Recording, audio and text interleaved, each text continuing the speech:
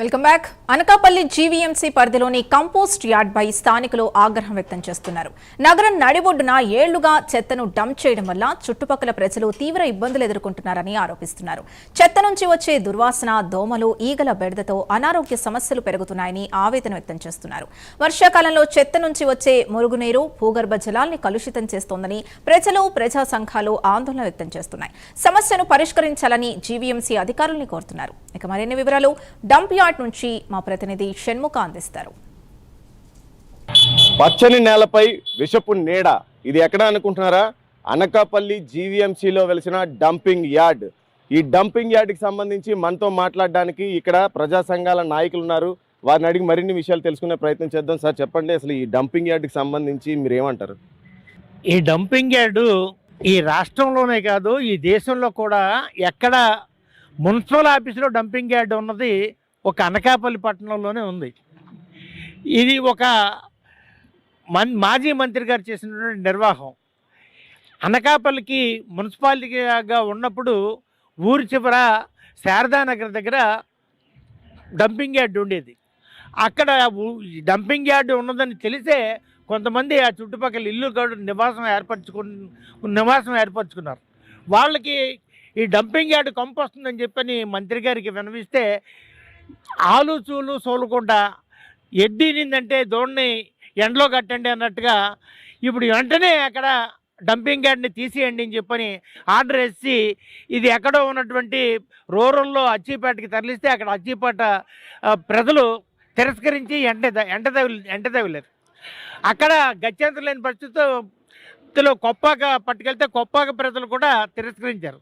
ఇంకా ఏమి చేయాలో తెలియని పరిస్థితిలో మున్సిపల్ ఆఫీసులో తీసుకొచ్చి చెత్త వేసుకోవడం, ఇక్కడ నుంచి కాపులపాడికి డంపింగ్ చేస్తున్నారు. దీంట్లో కోట్లాది రూపాయల కుంభకోణం దాగున్నది. ఇక్కడ నుంచి అక్కడికి తీసుకెళ్లాలంటే కోట్ల రూపాయలు ఖర్చు అవుతుంది. ఇది కుంభకోణం ఉంది. ఇంకా మనతో మాట్లాడడానికి ఉన్నారు. చెప్పండి, మీరు చెప్పండి, ఈ డంపింగ్ యార్డ్కి సంబంధించి మీరేమంటారు ఏమనకాపల్లి వాసిగా? అందరికీ నమస్కారం. నా పేరు అన్నాథ్ బాబు. నేను అనకాపల్లి ఆమ్ ఆద్మీ పార్టీ జిల్లా ఇన్ఛార్జిని. అయితే ఈ డంపింగ్ యార్డ్ అంతా చూస్తున్నారు. ఇది గత 20 ఏళ్ళుగా అనకాపల్లి ప్రజల్ని చాలా ఇబ్బంది పెడుతుంది.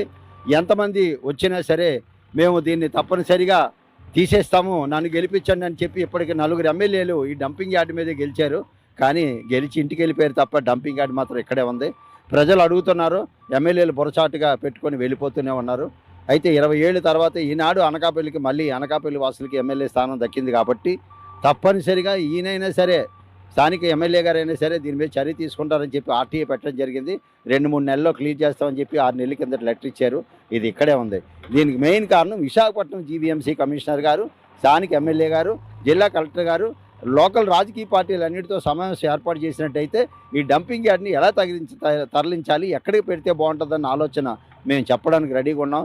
మీరు చెప్పండి, ఈ డంపింగ్ యార్డ్కి సంబంధించి అసలు ఏంటి? జీవీఎంసీ అధికారులు నిర్లక్ష్య వైఖరి అంటారా, ఏంటంటారు అసలు? ఈ జీవీఎంసీ అధికారులు పూర్తిగా నిర్లక్ష్యం వహిస్తున్నారండి.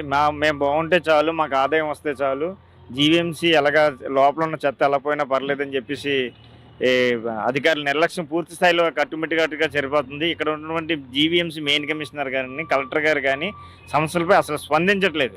రాజకీయ పార్టీలుగా ఉన్నటువంటి పార్టీ నాయకులు కానీ, ప్రజాప్రతినిధులు కానీ పిలిచి మాట్లాడడం లేదు. ఇప్పటికే 20 సంవత్సరాలు గడుస్తూ ఉంది. దీన్ని చూడడానికి ఎలక్షన్ టైంలో డిప్యూటీ సీఎం పవన్ కళ్యాణ్ గారు, వాళ్ళ అన్నయ్య గారు కూడా రావడం జరిగింది. నాగబాబు గారు వచ్చి ఈ నెల రోజుల్లో మేము దీన్ని తరలిస్తామని చెప్పేసి వాగ్దానం చేశారు. కానీ నేటికి కూడా 2.5 సంవత్సరాలు అవుతున్నా నేటికి కూడా సమస్య పరిష్కారం కాలేదు. దీనిపై ఇప్పటికే సిపిఐ పార్టీగా అనేక ఆందోళన కార్యక్రమాలు చేయడం జరిగింది. మా జాతీయ కార్యదర్శులు నారాయణరావు గారు కానీ, రామకృష్ణ గారు కానీ రావడం, దీన్ని తరలించకపోతే ఈ చెత్తను తీసుకెళ్ళి ఏదైతే ఎమ్మెల్యే గారి ఇంటి ముందున వేయడం కూడా జరుగుతుంది కానీ చెప్పడం కూడా జరిగింది.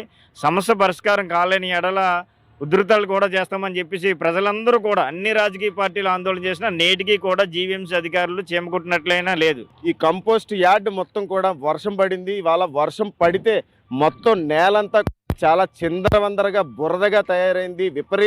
విపరీతమైన దుర్వాసన కూడా కొడుతుంది. మనం చూడొచ్చు అక్కడ విజువల్స్లో. చెత్తని కూడా నిర్వీర్యం చేసే పద్ధతుల్లో నిర్వీర్యం చేయాలి. ఇక్కడి నుంచి ఈ డంపింగ్ యార్డ్ పూర్తిగా తరలించే వరకు ఒప్పుకునే పరిస్థితి లేదనంటే తీవ్ర ఆందోళనలు కూడా చేస్తామన్న పరిస్థితులు కూడా మనకి ఇక్కడ కనిపిస్తున్నాయి. అలాగే ఈ జీవీఎంసీకి సంబంధించి నగరం నడిఒడ్డులో ఉన్న ఈ డంపింగ్ యార్డు ఎంత తీవ్రమైన దుర్వాసన కొడుతుందంటే రహదారిలో వెళ్ళిపోయే వాహన చోదకులు కూడా చాలా ఇబ్బందులకు గురవుతున్నారు ఈ వాసన వల్ల. ఇక వచ్చేది వర్షాకాలం, వర్షాలు పడితే చాలు ఇంకా వాటర్ అంతా కూడా భూగర్భ జలాల్లోకి ఇంకిపోతుంది, మొత్తం కాలుష్యంగా మారుతుంది. ఆ నీరు త్రాగటం వల్ల అనేక రోగాలు కూడా ఇక్కడ ఉన్న స్థానిక ప్రజలకి రావచ్చని కూడా చెప్తున్నారు. వీడియో జర్నలిస్ట్ సుధాకర్తో షణ్ముఖ, ప్రైమ్ న్యూస్, అనకాపల్లి జిల్లా, విశాఖ డంపింగ్ యార్డ్ నుంచి.